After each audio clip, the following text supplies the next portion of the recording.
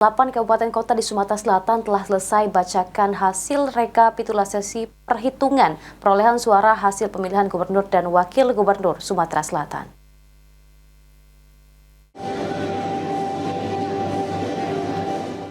Setelah dilakukan rekapitulasi, hasil surat suara pemilihan gubernur dan wakil gubernur serta wali kota dan wakil wali kota Palembang dari tingkat KPPS pada tanggal 27 November dilanjutkan di tingkat PPK dan KPU Kabupaten Kota, kini rekapitulasi hasil gubernur dilaksanakan di KPU Sumatera Selatan. Pada rapat pleno rekapitulasi perhitungan perolehan suara dan penetapan hasil pemilihan gubernur dan wakil gubernur Sumatera Selatan, sebanyak 8 kabupaten kota dari total 17 kabupaten kota di Sumatera Selatan telah dibacakan, yakni Kabupaten Musirawas, Musirawas Utara, Pali, Lubuk Linggau, Prabu Muli, Oku, Oku Timur, dan Kabupaten Empat-Lawang.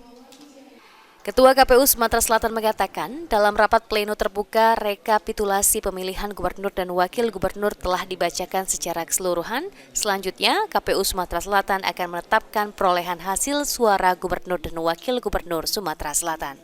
Ya, hari ini kami sesuai jadwal melaksanakan pleno rekapitulasi pemilihan hasil gubernur wakil gubernur tingkat provinsi. Jadi mekanismenya satu persatu hasil dari kabupaten kota akan kami bacakan sampai 17 kabupaten kota selesai. Setelah itu kami langsung menetapkan perolehan hasil suara pemilihan gubernur wakil gubernur. Mudah-mudahan bisa kita selesaikan satu hari ini.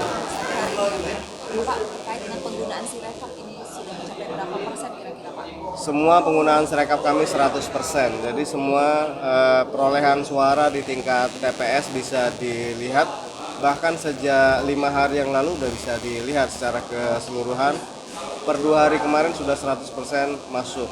Hasil pleno di tingkat kabupaten kota juga bisa dilihat di Sirekap kami. Semuanya sudah terupload. Rapat pleno terbuka rekapitulasi di tingkat provinsi ditargetkan selesai dalam waktu 1 hari. Eki Saputra, PAL TV.